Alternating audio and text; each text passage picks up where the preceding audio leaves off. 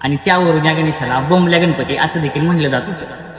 तर चांगलं मंडळी, मी कौस्तुभ आणि अजय पुण्याचे गजबदेव या विशेष मालिकेत आजच्या भागात आपण दर्शन घेणार आहोत नारायण पेठेतील श्री मोदी गणेशाचं आणि जाणून घेणार आहोत त्याच्या नावामागची कथा. नारायण पेठेतील पत्र्या मारुती चौकातून थेट खाली गेल्यास श्री मोदी गणेशाचे मंदिर आहे. अगदी 1.5 माणसाच्या उंचीचं मंदिर कौलारू छताचं असून त्याचा सभामंडप हा लाकडी आहे.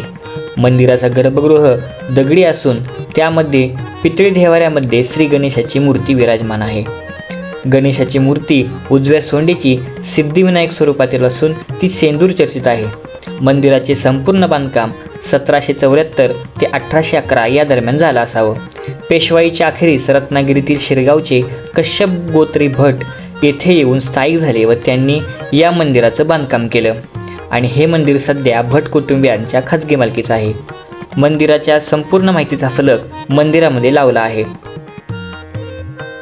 तर मंडळी, या गणेशाला मोदी गणपती म्हणण्यामागचं कारण असं की या ठिकाणी फारशे खुसरूशेठ मोदी यांची पूर्वी बाग होती. या बागेशेजारी एक पार होता आणि त्या पारावरती या श्री गणेशाची मूर्ती होती. कालांतराने रत्नागिरीतील शिरगाव जवळील भट या कुटुंबानं इथं पुण्यात येऊन ते कुटुंब स्थायिक झालं आणि त्यांनी या मंदिराचं जीर्णोद्धार करून हे मंदिर बांधलं. पण या मोदी शेठजींच्या बागेमध्ये हा गणपती असल्यामुळे त्याला मोदी गणपती असं म्हटलं जायचं.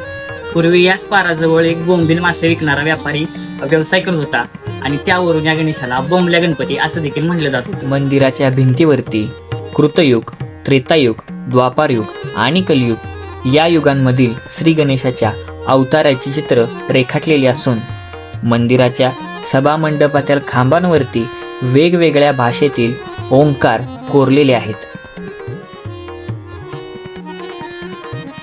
दुसऱ्या बाजीराव पेशव्यांच्या मुलांचा जन्म झाल्यानंतर ज्या ज्या गणपतींना अक्षता ठेवण्यात आल्या होत्या त्याच गणेशांपैकी हे एक मोदी गणेशाचं मंदिर आहे. तर अशा ह्या वैशिष्ट्यपूर्ण गणेशाच्या दर्शनासाठी तुम्ही एकदा नक्की या.